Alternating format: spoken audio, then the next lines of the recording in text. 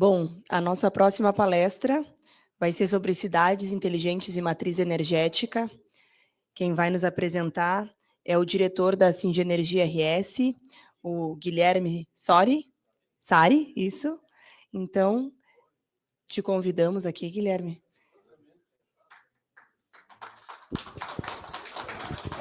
Obrigado. Bom, boa tarde a todos. É um prazer estar aqui na casa da Transurb, um prazer estar aqui com o convite de Otávio. Eu estou substituindo, na verdade, a presidente do Singenergia, Daniela Cardial, que também estava em outros compromissos, e então a gente fez uma troca aí de papéis. Bom, o objetivo é falar um pouco, né, de cidades inteligentes, mobilidade, mas falar muito de energia, né? Nosso sindicato é um sindicato patronal, um sindicato da indústria de energias renováveis, né? Então a gente foca muito na questão da geração, distribuição e transmissão de energia, né? Esse é o grande foco do Singenergia. Eu sou hoje, meu nome é Guilherme Sari, eu sou diretor do Singenergia, mas eu fui por 6 anos o presidente, né? Então a gente acompanhou, a gente fez acontecer esse sindicato da indústria, que é nesse momento também filiado à Fiergs, é um sindicato filiado à Federação da Indústria do Rio Grande do Sul, exatamente para poder promover todo esse papel importante que tem da geração de energia no estado do Rio Grande do Sul, tá? Um ponto que é fundamental, e a gente fala muito sobre energia, e claro, a gente trabalha muito na questão da energia centralizada, no grande consumo, no sistema interligado nacional, né? Então, na matriz elétrica nacional, e a gente está localizado no submercado sul, que é um submercado muito importante na questão de consumo de energia, né? Vamos falar assim, submercado sul e sudeste são os grandes mercados, obviamente que o sudeste tem um peso maior, aí é o grande pulmão nacional no consumo de energia, no consumo, né? Não na geração, mas no consumo, é o grande braço aí, vamos dizer assim, né? São Paulo é a mola propulsora da questão dos grandes empreendimentos, da grande consumo, das grandes empresas, da grande demanda de energia. E o Brasil tem uma situação muito importante, assim, que é essa questão de um sistema interligado nacional, ou seja, a gente consegue ter submercado sul, sudeste, nordeste e norte sendo interligados no mesmo circuito de transmissão. O que quer dizer isso? Ou seja, a gente pode trazer energia de fora, a gente pode trazer energia do submercado norte para cá, a gente pode trazer energia do submercado nordeste para cá, assim como a gente pode exportar também energia para esses mercados, seja sudeste, seja... e o sudeste engloba, obviamente, a questão centro-oeste e os demais mercados, né? Mas a grande questão que a gente coloca também e um dos grandes motivos do surgimento do Singenergia, que já temos aí fechamos 13 anos agora, é exatamente a gente conseguir fazer uma questão importante para o estado do Rio Grande do Sul, que é se transformar em um estado autossuficiente em energia. Hoje o estado do Rio Grande do Sul ainda é importador, por incrível que pareça, ele é um estado importador de energia, ele é um estado que depende de outros, né, de outras regiões, né, mas obviamente que o sistema interligado ele faz esse caminho, mas no nosso entendimento quanto mais usinas, quanto mais geração, quanto mais empregos e quanto mais independente for, melhor vai ser até para ter fortalecimento da cadeia industrial no estado do Rio Grande do Sul. Então, acho que esses é um grande debate, é uma grande construção, é um processo que se faz. Eu vou mostrar alguns números, eu acho que a gente vai conseguir enxergar o tamanho desse cenário, né, dos investimentos que a gente vem falando. E eu estava ouvindo aqui, né, na apresentação anterior muito de mobilidade, tá? Assim, meu assunto realmente não é exatamente a questão da mobilidade, mas eu acho que acaba entrando por muito da questão energética envolvida, né? E a gente vai falar também um pouco de mercado livre e da necessidade dessa transição que a gente vem passando, né? A gente passou muito por leilões de energia, muito mercado regulado. Hoje o mercado está muito no mercado livre ou na autoprodução. E são temas muito importantes, assim, porque a gente vai começar cada vez mais uma migração desse mercado cativo para esse mercado livre e fazer com que as empresas tenham mais força de atuação e definição de matriz energética que queira buscar. Ou seja, grandes players, grandes empresas, grandes indústrias estão buscando a sua energia necessária para ser abastecida, seja ela eólica, seja ela solar, seja ela bioenergia, seja ela hidráulica, né, ou um mix de tudo isso. Mas, para nós, na nossa visão, essa busca, claro que ela deve ser renovável, a gente bate muito nisso porque tem muito a ver com as mudanças, né, a questão toda de mudanças climáticas que a gente, né, martela muito, uma questão também de um conceito importante dentro desse mercado, né? A gente passou agora ano passado, claro que foi um evento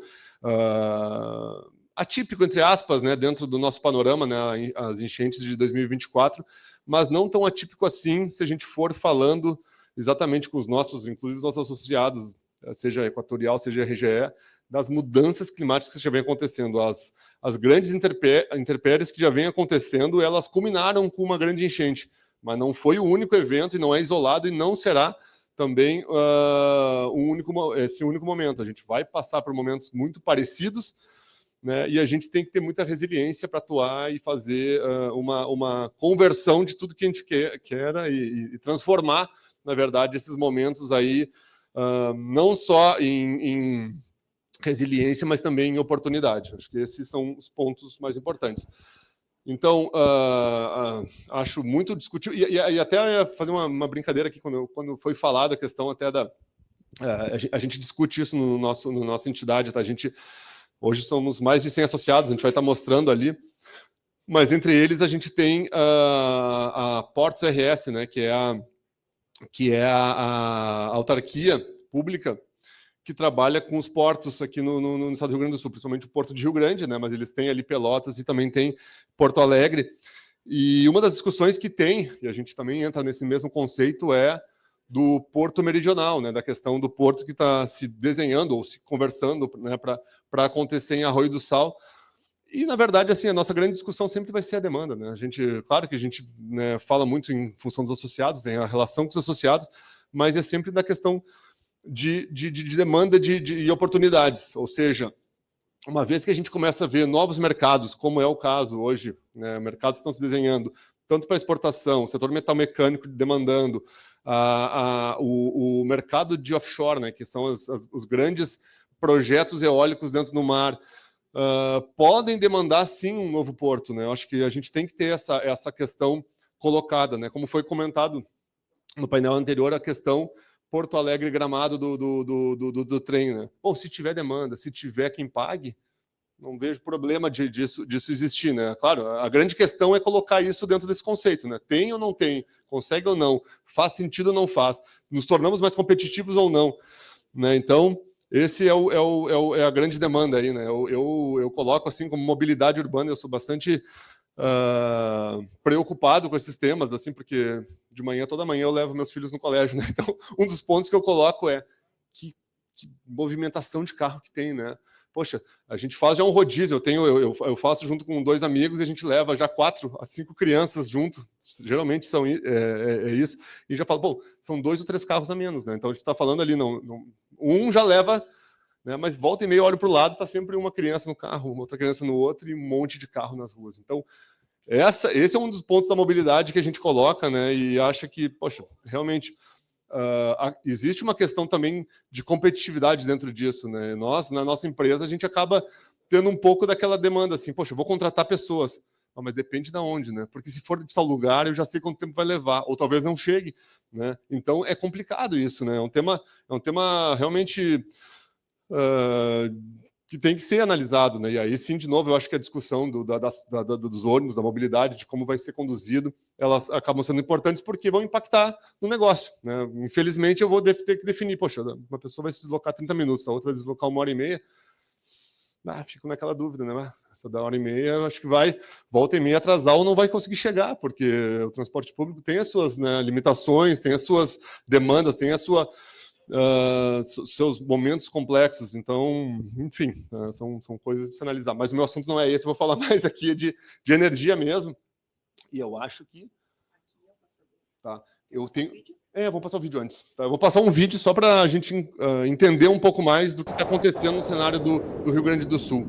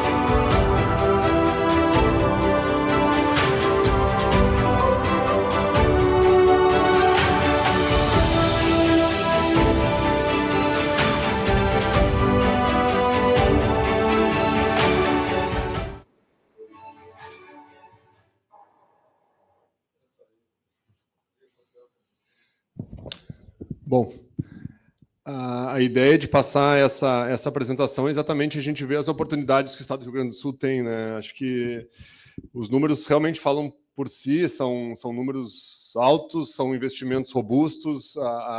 O setor de geração centralizada, ele demanda muita infraestrutura, mas ele demanda também muita capacidade de infraestrutura local importante, né? A gente teve esse movimento, né? Eu acho que o Cine Energia ele teve uma atuação muito importante ao longo dos anos de 2014 a 2018 para conseguir viabilizar a infraestrutura de transmissão do Estado, tá? Que foi um investimento na casa, ainda na ordem aí em 2018 de 6 bilhões de reais em linhas de transmissão de mais de 2.000 quilômetros, né? De alta tensão e altíssima tensão, a gente está falando de 230 e 500 kV, para atender a demanda de escoamento de energia, né? Porque não adianta nada a gente querer investir no Estado, né? Ter oportunidades, né? Ter investidores, mas chega aqui e cadê as tomadas, né? A gente brinca, né? Cadê as tomadas? Porque não tem como escoar essa energia, né? Não é qualquer energia, não é uma energia pequena, não é geração distribuída, não é microgeração, não é só colocar painéis nos telhados e vai acontecer, não. É uma geração de altíssima demanda de transmissão, né, e distribuição, que dependem dessas estruturas. Então, foram 2.000 quilômetros de linhas, 10 subestações novas, né, no estado do Rio Grande do Sul, que atendem muita região fronteira oeste, muita região daquela região de Candiota ali, né, do Pampa Gaúcho, mas pegou litoral sul, litoral norte, para as demandas dos principais projetos que a gente tem, sejam eles eólicos, sejam de bioenergias, sejam hídricos, né, como os principais, assim, né, vamos dizer, e foi o que acabou acontecendo aí. Então esse vídeo mostra muito disso, né? A gente produziu ele na época ainda das enchentes, ali naquele momento que a gente realmente estava por baixo, né? Eu digo assim, poxa, o Rio Grande do Sul saiu de toda uma pandemia, como todo mundo saiu, mas logo em seguida, quando estava levantando, veio uma... Para nós, um ano ou dois é nada, assim, é um ciclo curto de acontecimento. Então, sair em 22 para 24 cair de novo numa questão de enchente que foi muito mais impactante porque foi só aqui, né? Então acabou tendo esse impacto. A gente quase perdeu bom, a gente quase ficou sem energia no estado, né? A Nova Santa Rita quase ficou completamente inundada e a gente ia ter o pulmão do estado. Como subestação, é a subestação de Nova Santa Rita, ela ficou embaixo d'água, mas ela não foi desligada, né? E se fosse, a gente perderia, aí sim, a gente perderia completamente a energia no estado e não conseguiria receber, né? Então, são detalhes assim que a gente perdeu na ocasião, porque em outubro tinha um leilão para o estado de uma subestação nova, né, avaliada em mais ou menos 500 milhões, que ela foi retirada do lote porque era numa mancha de inundação que existia. E aí nós fomos recorrer, e aí a gente conseguiu recorrer, mas a gente perdeu ano passado. Vai entrar no leilão desse ano. Sorte que com isso vem uma nova, então a gente está com um investimento aí de algo em torno de 1 bilhão em subestação. Mas é isso, é uma briga de cachorro grande. Assim, a gente fica sempre naquela questão, né? Sempre somos Inter e Grêmio contra o Flamengo, né? Então é difícil de ter essas compensações, né? Porque as brigas são muito políticas, né? O estado do Rio Grande do Sul é um estado de política não tão forte, né? Se podemos dizer assim, em relação ao Sudeste, muito mais em relação ao Nordeste, por incrível que pareça. O Nordeste eu falo, né? É o estado, né? Porque o Nordeste é um estado, né? São 10 estados que se transformam num estado único, que é o consórcio Nordeste, e tu não negocia nada com eles, né? São, na verdade, 27 a 30 senadores comparado a nós com 3, que nem se falam, né? Então é uma discussão que fica difícil de fazer. Tá, mas enfim, esses são alguns pontos aí, algumas das demandas que a gente tem. Deixa eu ver se eu sei passar isso aqui. Para... Ah, não, tá ligado? Desculpa. Tá ligado. Ah, tá aqui. Aqui é pra cá. Ó, para cá, boa. Tá, então aqui só mostrando algumas fotos aqui da nossa instituição. Aqui falando um pouco dela, né, do que a gente faz, o que a gente é movido, né, e nosso sindicato ele começou, e eu vou falar um pouco sobre isso, tá? Então, é um sindicato da indústria de energias renováveis, né, ele tem um foco muito grande nessa cadeia toda. Ele é um sindicato patronal, ele tem toda uma atuação na indústria, né, mas com os empresários do setor. E aí a gente tem, claro, obviamente, nossos propósitos, a missão, visão e valores, tá? que são, né, importantes para nós, mas aqui eu acho que a gente entra num ponto importante. Tá? Quando a gente começou, a gente era um sindicato da indústria de eólica. Né? Foi bem naquele boom que teve das eólicas no Brasil, vamos dizer assim.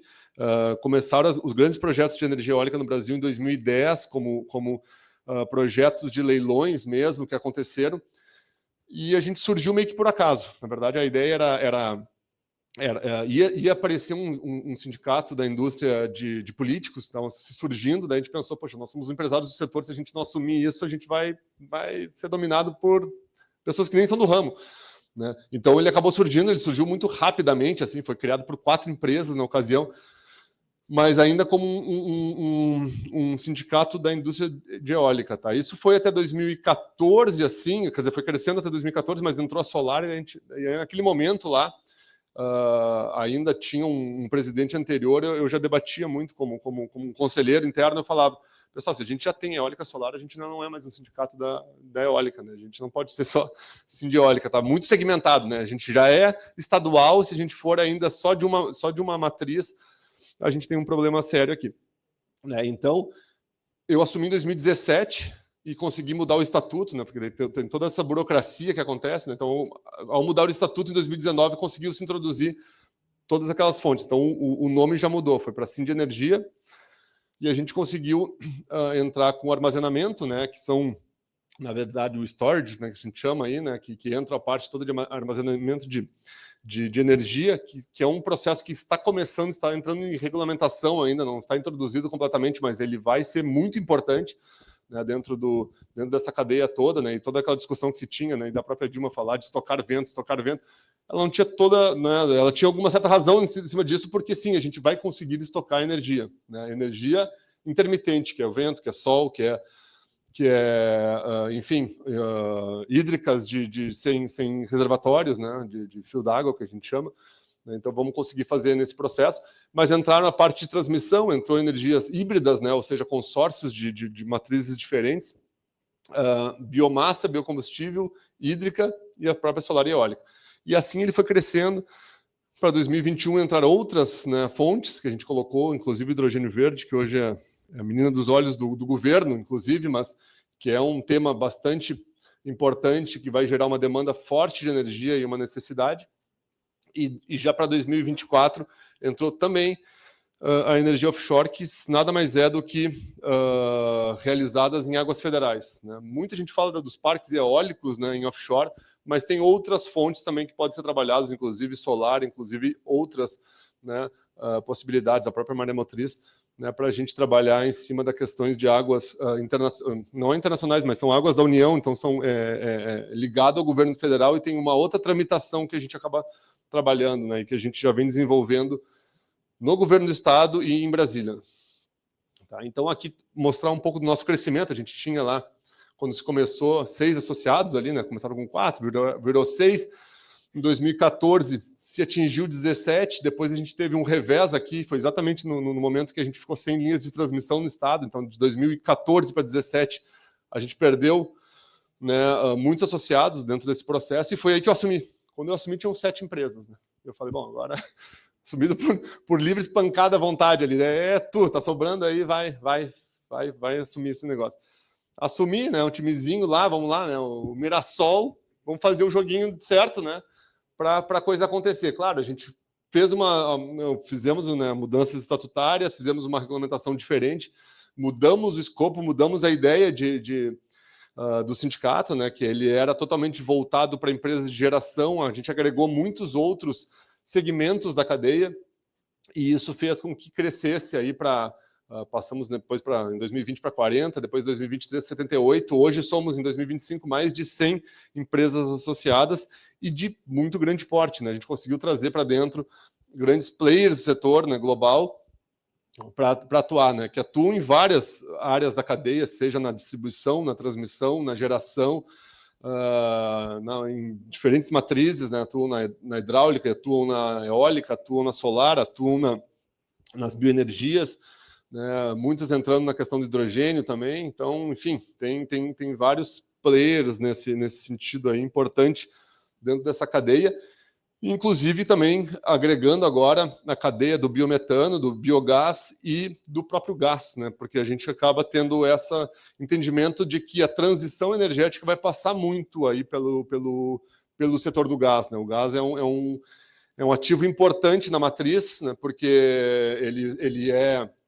ele não tem a intermitência que tem as fontes renováveis, então ele atende demandas importantes, assim, ele atende a demanda como atende o carvão, como atende né, os grandes reservatórios hídricos, né, mas sem a volatilidade da questão hidrológica, né, não depende de chuva, né, ele é um mineral, né, então a gente acaba tendo essa condição aí de colocar. E nessa condição a gente tem aí também players do setor, né, a própria Sulgás, né, que é uma associada nossa, né, e super importante para o atendimento da nossa cadeia. Tá? Aqui um pouco, né, de quem somos, né, quem está aí. Né? Então tem um grupo grande, então muitas cabeças pensantes, são vários setores, são vários comitês de diretorias, né, que a gente tem hoje internamente, então tem muita discussão de várias fontes. E tem muita briga também, né, porque na verdade a gente tem competição entre fontes, né, mas enfim, a gente busca trazer sempre o melhor negócio para o Estado. Tá? E aqui é um pouco disso, né? Os conselhos temáticos que a gente trabalha, né? Então, quem são? É o comitê técnico, o comitê de socioambiental, o comitê de comercialização, né? O comitê jurídico. Hoje a gente tem algo em torno de 15 escritórios jurídicos ligados ao setor de energia dentro da nossa de O COFEM, né? Que é um comitê de mulheres aqui também, é um comitê bastante ativo, por sinal, tá? E importante. E o comitê também de pesquisa e desenvolvimento, né, que a gente chama de COPED lá, que é um comitê específico para discussões novas, de projetos pilotos e de tudo que a gente vem atendendo hoje em demandas de energia. Então, aqui também a gente tem hoje alavancado regiões onde tem muito potencial de projetos de energia, seja eles quais forem. Então, a gente diagnosticou no estado regiões com grandes potenciais, tá? E aí atende várias demandas de energia. Obviamente que os grandes negócios hoje giram em torno muito de algumas hidrelétricas, né? Porque o Estado hoje também não tem grande capacidade de grandes hidrelétricas, mas sim de pequenas centrais hidrelétricas, né? Em alguns pontos. Tá? Mas algumas hidrelétricas também atuam, então correspondem a uma potência maior, e as eólicas que também têm, de fato, um potencial muito grande no estado, né? E uma possibilidade de potência instalada bastante importante, né? Então, a gente fala aí que o estado hoje tem algo em torno de 8 para 9 giga de potência instalada. Então, olha o que a gente está mostrando de potencial, né? Isso aqui é o potencial que tem para crescimento. Não quer dizer que a gente vai atender toda essa demanda, mas hoje a gente tem algo em torno de 3 GB de necessidade de importação de energia. Né? Então, a ideia aqui, e trazendo um pouco do aumento de consumo, da eletrificação das operações, de um possível data center para o Estado, tudo isso traz um consumo absurdo de energia. Quando a gente fala muito aqui, o data center que está se estudando para o estado do Rio Grande do Sul é um data center com consumo, ao final de 20 anos, de 5 GB de capacidade instalada aí de operação, mas é 5 GB firme, né? Colocar, por exemplo, usinas em usina eólica, para se atender essa demanda, são algo em torno de 12 GB que tu precisa colocar para atender 24/7 a necessidade deles. Né? Obviamente que, como é intermitente, não vai ser só eólica, então tu tem que fazer uma composição. Então, enfim, demanda vai ter. Então, esses números aqui, eles são grandiosos, mas claro, os 80 GB são offshore também possíveis, né? Mas são assuntos que são discutidos. Por quê? Porque a gente é importador, a gente pode exportar não só para o mercado interno, né? Mas também para o mercado internacional, né? Já numa visão mais Mercosul, assim, ou seja, Paraguai é um país que está crescendo muito, Peru é um país que está crescendo muito, e tem essa demanda. A própria Argentina tem algumas demandas específicas, né? O Uruguai já é um país menor assim para esse processo, mas se entrar com hidrogênio verde, a gente vai ter uma demanda talvez interessante junto ao porto.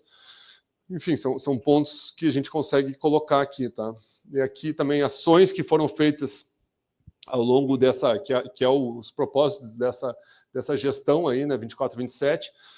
realmente tudo que vem se trabalhando. E são ações gerais, assim, a gente vem desde de uma reconstrução de linhas de financiamento do Estado, né? O Estado do Rio Grande do Sul, assim como Sul e Sudeste, são regiões que não têm, por exemplo, o Fundo Constitucional por trás, né? Os grandes financiamentos bancários que tem a região Centro-Oeste, daí nesse caso, Norte e Nordeste, né? Então eles têm fundos fundos constitucionais. Para você ter uma ideia, só esse ano só para o Nordeste esse ano é algo em torno de 40 bilhões de financiamentos possíveis pelos Banco do Nordeste, né? E bancos ligados ao consórcio Nordeste, tá? Isso a gente não tem. O consórcio Centro-Oeste tem metade disso, e o Mercado Norte também, mas, na verdade, assim, a grande discussão é Sul e Sudeste são os grandes pulmões aí, né, de consumo de energia. E por que eles não entraram nesse processo? Porque na Constituição lá de 88 eles acharam que não era necessário, realmente acharam que precisava crescer o Brasil nessas outras regiões, e isso ficou, e hoje é assim, né? Hoje não tem nem como contestar, né? A gente não... Fundo Constitucional é uma briga complexa de se fazer, porque tem que ser aprovado no Senado, é uma coisa muito, muito difícil, mas também são discussões que a gente vai levantando, né? Talvez o fundo constitucional a gente não consiga, mas alguma ressarcimento dessa operação toda é o que a gente vem buscando e trabalhando aí nesses consórcios de federações sul-sudeste para estarem sendo atendidos, tá? Então, demandas várias aqui que a gente coloca, uma delas é a autossuficiência. A gente vai se tornar um estado autossuficiente. Eu imagino que a gente vai atingir essa autossuficiência agora por 2027, 2028, né, que para nós é amanhã, né, no setor de energia em seguida, isso aí, né, é só uma virada de chave agora dos projetos que estão acontecendo nesse momento, né. A gente tem uma margem de conexão de algo de 8 GB de possibilidade, ou seja, a gente tem como conectar em projetos, né, essa capacidade. 8 GB, a gente está falando algo em torno de 200 bilhões de investimento, né? Então é um investimento bastante robusto, mas são de empresas que estão localizadas no Brasil, que querem fazer investimentos e querem que a coisa aconteça. Tá? E daí a gente pergunta por que não acontece. Bom, demanda de energia ainda, o país ele não está numa crescente econômica ainda nesse sentido, mas os números que a gente vem vislumbrando é que para 2028, 2029 isso seja uma dos crescimentos, não só como eu falei, da questão vegetativa, mas também das questões de mudanças de toda essa transição energética, né, que vai começar a consumir mais por questão de eletrificação, por questão de data centers, né, e até mesmo de possibilidades do uso do hidrogênio, que é um dos grandes gargalos que a gente tem para a questão dos fertilizantes verdes, né, para atendimento do agronegócio. Então, as coisas elas acabam se conversando de alguma forma e acabam tendo essa necessidade de demanda. Tá? E aí, por aí vai. A gente tem tantas frentes aí de atuação, tá, que eu acho que são muito importantes assim, para o nosso sindicato, né, de atuação, e elas acabam atuando muito no âmbito tanto municipal, estadual e federal, né, e a gente tem que estar criando, né, essas demandas e criando as oportunidades e criando essa possibilidade de trazer os investimentos para o Rio Grande do Sul, tá? Porque uma das coisas que a gente sempre discute é quando o capital estrangeiro vem para o Brasil, ele não vem para o Rio Grande do Sul, né? Ele vem normalmente ele chega até o Sudeste, né? Eventualmente ele vai, e muitas vezes acaba acontecendo ali para o Nordeste, né? Porque é a questão conhecida, e tu tem que trazer ele para o Sul, eles têm que conhecer o que é o Sul, quem é que está lá, o que faz, o que movimenta. E quando eles vêm, eles começam a ver uma dinâmica. Tem infraestrutura, tem possibilidade, tem uma capacidade, tem um potencial de negócio interessante, tá? Mas eles não chegam aqui, então a gente tem que criar essa demanda e fazer com que eles acabem chegando. Então esse é das grandes discussões que a gente teve a nível de governo, para inclusive também ajudar a criar, obviamente não fomos só nós, mas criar um programa aí que agora tem até uma agência dentro do governo do estado, que é o Invest RS, exatamente para isso, para promover ações e trazer conhecimento do que o Rio Grande do Sul tem a oferecer para o Brasil. Bom, aqui é onde a gente fica situado, né, nossa sede, tá?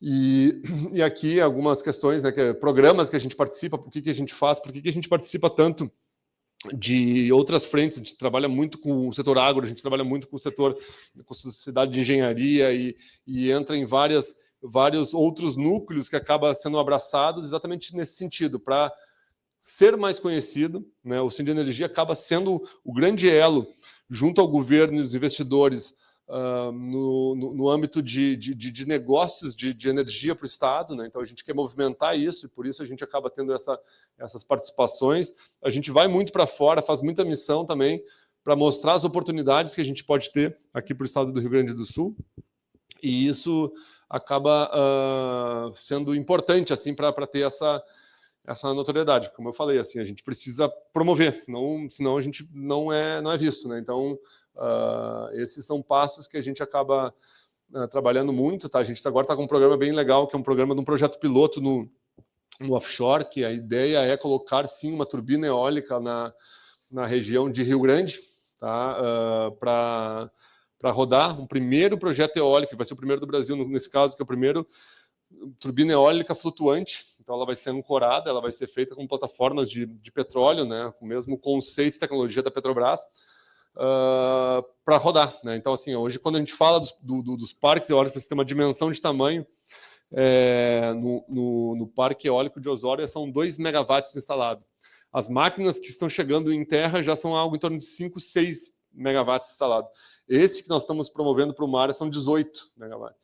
Então, ele é realmente gigante. Ele vai ser alto, ele vai ser grande, ele vai ter pás gigantescas, algo em torno de 130, 140 metros cada pá, né, que é única, né, e ela chega pelo porto e vai já para o mar, então ela não vai passar por rodovias, mas as pás em terra, que a gente trabalha já nos projetos onshore, que a gente chama, né, nos parques, né, no continente, estão na faixa de 90 metros de comprimento. Então a gente sim para trânsito, a gente faz, né? Acho que é importante botar daqui a pouco até sinaleira, viu?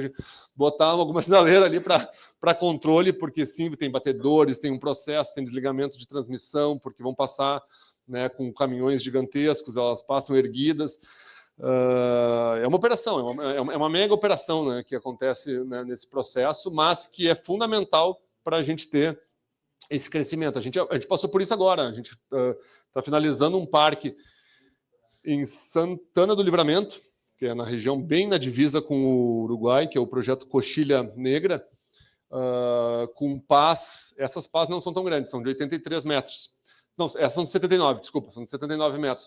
Mas turbinas de 4,5 megas, e foi uma complexidade, né? Assim, as pás vêm do Nordeste, elas chegam por cabotagem, chegam no porto, elas têm que ser armazenadas, tem um ponto, uma retroárea específica para receber essas máquinas, essas pás e partes das nacelles, que são as caixas que englobam as turbinas, e de lá elas vão para os parques. Então elas têm que ser, né, tem batedores, tem caminhões, tem todo um processo aí para acontecer, e isso leva algo em torno de 12, 14 meses aí para viabilizar um projeto aí de em torno de 300 megawatts, né? Então a gente está falando aí de algo em torno de 80 máquinas, com um investimento, esse caso específico foi de 1,5 bilhão, né, de reais.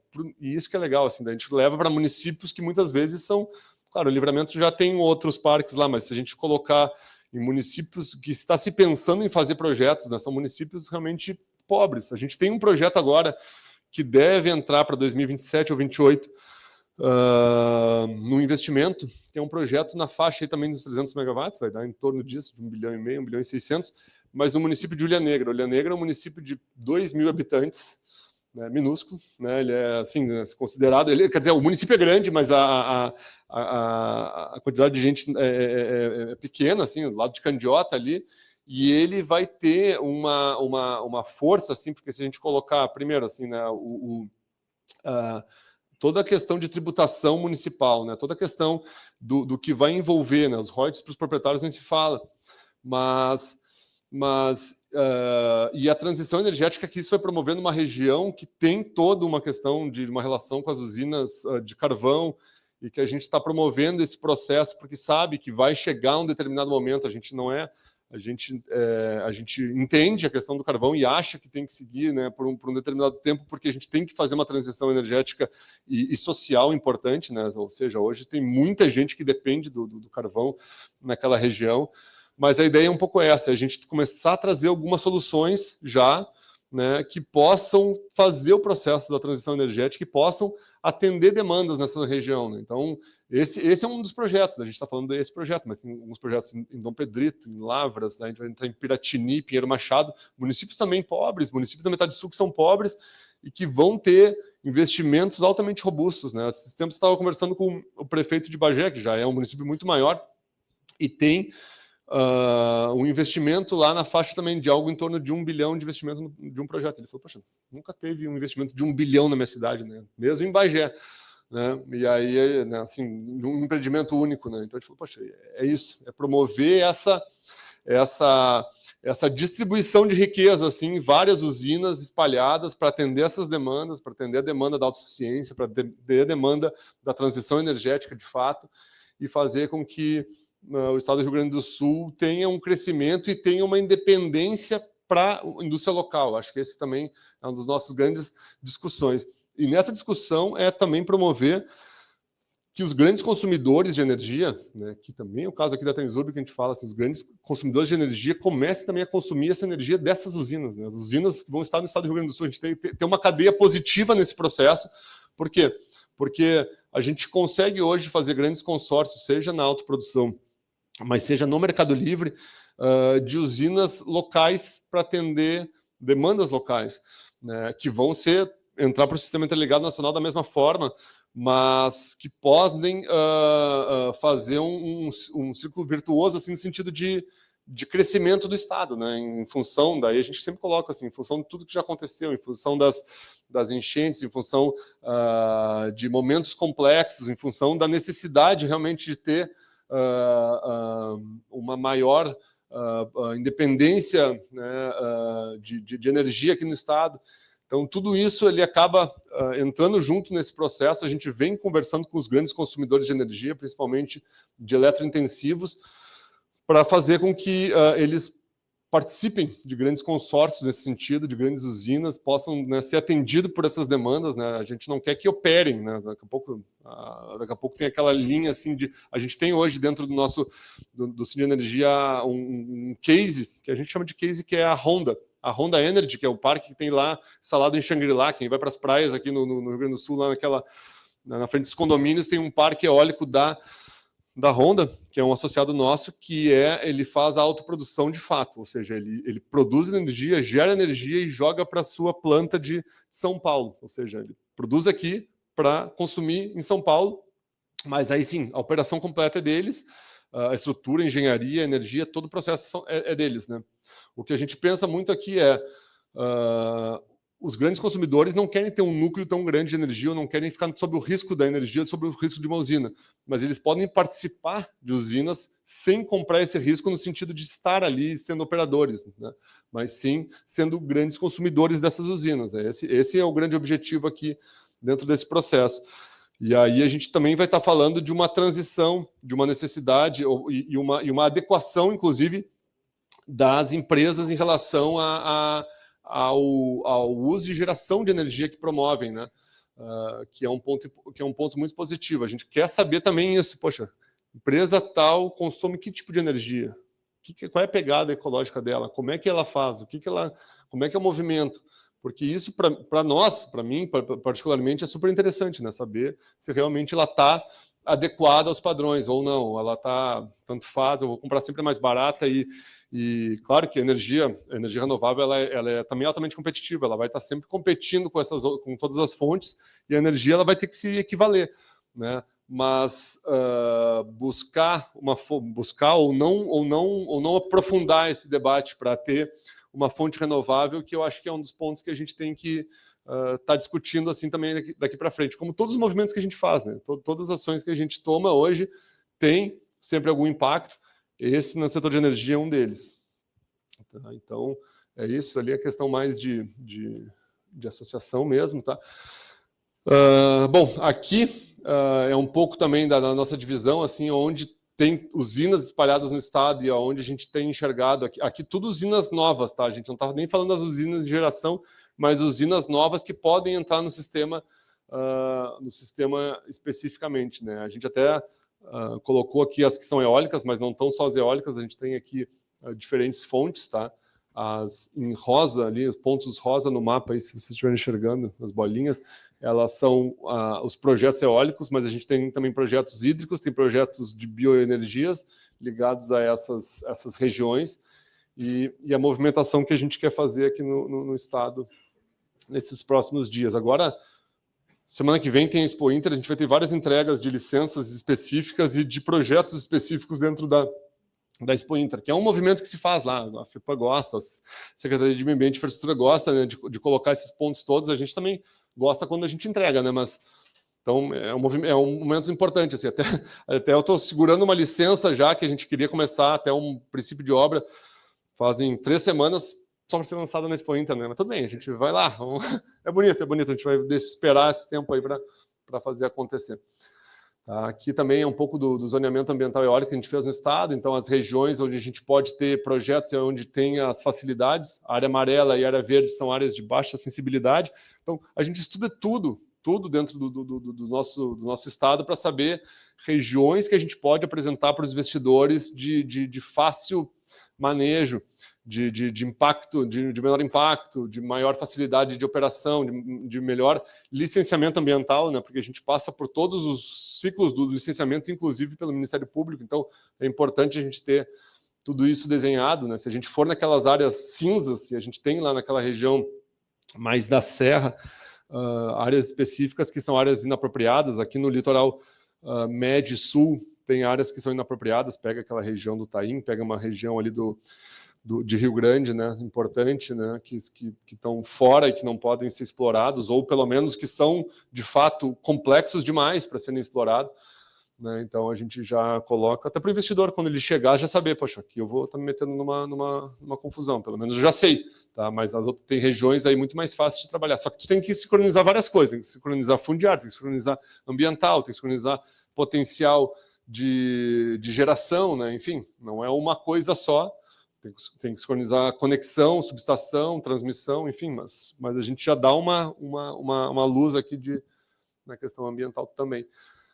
Aqui um pouco do nosso traçado aqui de transmissão do Estado, né, o que o Estado atingiu, então aonde a gente conseguiu interligar o Estado e a gente enxerga alguns vazios ali no meio que a gente vai e tem estudos específicos para compor essas regiões, né, e ter mais interligações, né, e mais do que isso, aumentar um pouco essa capacidade de margem, tá? Então são pontos também fundamentais aí para a gente colocar dentro desse escopo. É um estudo específico que o Sinde Energia está promovendo junto com a Secretaria de Meio Ambiente e Infraestrutura, né, que envolve o setor de energia do Estado, e junto também com os nossos parceiros, sejam a parte da CPFL, a RGE e a Equatorial.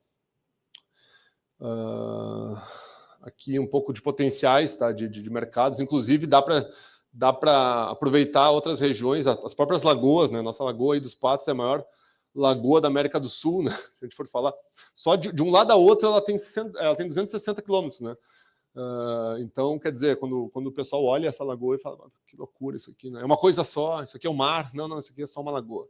Uma lagoa que está lá, que tem a saída para o mar ali no Porto de Rio Grande, mas é a saída que tem, tá? E então tem potencial também para exploração, não só de eólica, mas também de solar. Mas enfim, então, tem discussões aqui, tem discussões com pescadores. A gente entra em outros âmbitos aqui de discussões, velejadores, né? Mas tem possibilidades. E eu acho que tem caminhos aí para se trabalhar. A própria Lagoa Mirim também tem algumas oportunidades. Enfim, são áreas que a gente trabalha. Algumas geram um pouco mais de polêmica, outras não, e a gente vai atuando aí, vai tentando montar um boneco aqui para construir ideias, né? E aqui um pouco do offshore, né? Isso aqui só essas áreas que estão montadas ali do lado de fora são projetos que estão tramitando hoje no IBAMA. É federal, né? Daí já não é mais com a FEPAM, mas de alguma forma todas não, né? Mas as usinas que vierem a sair desses projetos, eles vão acabar tendo que conectar em terra, né? E aí vem grandes cabos aí para a terra, então vai chegar no momento que o Estado precisa participar também, né? dentro do licenciamento, mas dentro da conexão, dentro de vários outros pontos. Mas é para se ter uma ideia do tamanho e também para ter uma ideia que a indústria do óleo e gás tem muita força, né, dentro dessas operações e tem possibilidade de fazer isso acontecer. Tá, então, são outras possibilidades. É um processo ainda que está tramitando, ele já vem numa regulação mais avançada, né, no offshore. A gente está colocando o primeiro projeto piloto, mas realmente é piloto. Isso aqui a gente está falando de mais. Hoje já não são mais nem 69 GB, a gente está falando algo em torno de 85 GB já de projetos junto ao IBAMA. Né? Obviamente alguns se sobrepõem, então não vai ser tudo isso, mas é para ter uma ideia do potencial que a gente vem falando aí ao longo de tudo isso. Tá? E aqui já no fim, a gente falando aqui um pouco de incremento de investimentos, né, até 2030, e isso é o que está acontecendo. Então, linhas de transmissão entre 22 e 23 foi investimentos de 6 bilhões para o Estado. O projeto Coxilha Negra, que é esse que eu falei, lá naquela região de Livramento também foi finalizado agora em início de 25, foi 1 bilhão e 700 milhões. Né? Projetos com outorgas e pronto para entrar também em construção, a gente tem algo em torno de 5 bilhões e meio, tá? Não aconteceram, mas são projetos que estão por acontecer agora, né? Eles entrariam nessa fase mais de construção e já tem as suas LIs. Usinas hídricas que estão em construção, algo em torno de 342 milhões, mas com outorga, outro 1,8 bilhões. Projetos fotovoltaicos, e aí a gente entra na geração distribuída, tá? A gente sai da geração centralizada, mas no Estado, entre 20 e 23, foram investidos quase 9 bilhões, então é o que a gente realmente vê. O Estado do Rio Grande do Sul é o terceiro em potência instalada em geração distribuída no Brasil, só perde para Minas Gerais e São Paulo. Acho que muito por causa da nossa genética de italianos e alemães que, né, querem consumir a sua própria energia e tem tudo isso. Né? Isso embaralha um pouco o sistema, tá? O sistema interligado nacional, que é a geração centralizada com geração distribuída, tem uma questão de diminuir o consumo da geração centralizada, mas, enfim, tem sua importância dentro desse processo e a gente acompanha dentro. Né, temos várias empresas ligadas ao setor de geração distribuída também. Projetos de bioenergias, tá? A gente está falando aí algo em torno de 14 milhões, mas ainda tem um crescimento muito grande para acontecer e está começando a crescer esse setor. E também o projeto térmico aí, a gás, que vem aí para 2028, já foi licenciado, inclusive, de 1,5 bilhões para o Estado do Rio Grande do Sul. Ou seja, tudo ações que devem chegar aí até antes de 2030. A gente está falando aí de grandes investimentos para o Estado, é algo em torno de 26 bilhões, né, investimentos para o Estado, no que está acontecendo, fora o que vai acontecer, né, que é um ponto que também a gente vem discutindo bastante. Né? Então, juntando, eu acho que um pouco dessa cadeia toda, entendendo esse processo, a gente tem que se posicionar cada vez mais como consumidores, como grandes consumidores, quando a gente entra na questão das empresas, na questão do consumo de energia. Como é que a gente consome energia, como a gente quer consumir, como vão ser nossos contratos de energia daqui para frente, né? Porque tem muitas opções no mercado e tem muita coisa acontecendo. Assim, então, a transição ela é natural, ela precisa acontecer e isso vai impulsionar cada vez mais esse setor que vem, que a gente até brinca assim, a gente não precisa ir para fora do país para buscar negócio, né? A gente vai para conhecer novos negócios, ver inovação, entender. Os grandes investidores já estão no Brasil, tá? De todos os setores, de todas as áreas, muitos europeus, muitos americanos, muitos de outras regiões da Ásia e principalmente China hoje, né? Então, eles estão aqui, já estão consumindo, são agressivos, estão trazendo muita tecnologia. A gente tem aqui também, talvez, sim, batalhar por mais tecnologia nossa, né, indústria local, mas isso tem alguns pontos aí dentro dos financiamentos de projetos que se bate bastante, né, de um Finame, né, de trabalhar o financiamento com algo em torno de 85% de conteúdo local, mas muitas vezes a grande tecnologia, a principal tecnologia, ela fica de fora disso, então tem essa diferença, mas enfim, são formatos de negócios, né? Difícil competir com a China hoje em dia, né? Então a gente também fala muito sobre isso. Tá? E aqui é a projeção pós, né? O que a gente deve, né? Em algum momento a gente vai enxergar mais aquilo ali no mar, tá? aeros aí dentro da água, e a gente brinca assim, mas por que no Brasil, se o Brasil é um país tão grande continentalmente, né, ele tem tanta terra ainda para se trabalhar, por uma série de razões, né, porque a gente cada vez compete mais entre alimento, entre energia, entre fertilizantes, entre tantas atividades que o agro nos traz, assim, que daqui a pouco a gente vai precisar realmente sair, né, da terra para ir para o mar e produzir mais. Enfim, essa é uma tendência, tá?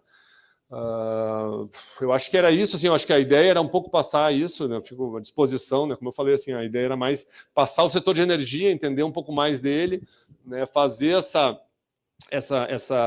construção junto à questão de mobilidade urbana, mas dos crescimentos das cidades, das importâncias dessas atuações, né, porque cada vez mais a gente vai ver esse processo de eletrificação acontecendo, e a gente bate muito nisso, cada vez mais. A gente estava acompanhando, assim, a gente tem grandes consumidores até do setor logístico, vamos pegar aí uma Reuterlog, que é uma grande empresa logística, cada vez mais estão migrando por uma transição de veículos elétricos, de veículos que podem ir para hidrogênio verde, de veículos que já foram para o biometano e que consomem muito dessas plantas de energia. Então, cada vez mais a gente vai ter essa tendência para muitos negócios, né? Há pouco tempo atrás, eu conversando com vários motoristas de aplicativo, andando muito de Uber em São Paulo, principalmente, e tudo carro elétrico. Hoje é só carro elétrico. Eu não peguei um Uber elétrico lá em São Paulo. Eles falaram, não, tem discussão, né? O Uber tem que ser elétrico, senão... E é uma tendência que vai, aquela coisa, vai chegando, e aí cada vez mais é consumo de energia, mais necessidade de renovação, e aí a gente vai ter essa discussão, mais uma vez, assim, bom, precisamos produzir mais, gerar mais e crescer. Então é isso, pessoal. Agradeço a oportunidade. Muito obrigado mais uma vez.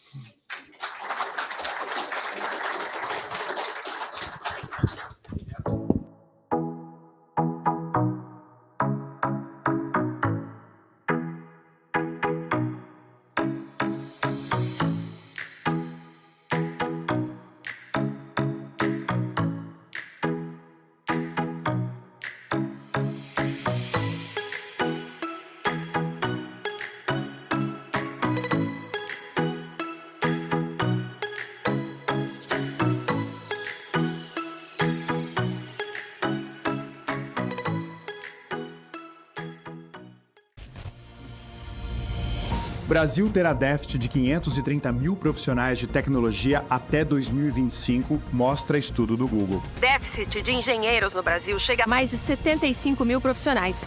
Um levantamento do Google for Startups sobre a escassez no mercado de TI aponta que a ausência de tecnologia, entre outros fatores, tem impactado o setor. Você está pronto para ser o agente transformador no nosso país?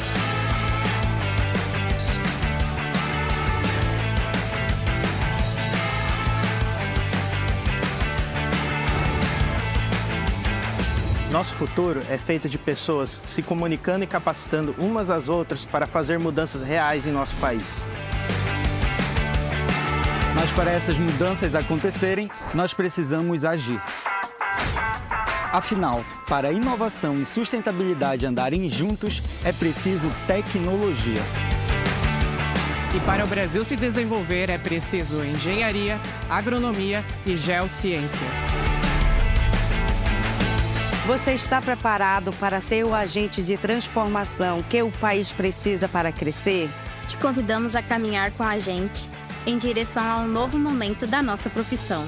Chegou a hora de nos transformarmos em protagonistas dos projetos que podem mudar a vida das pessoas do nosso país.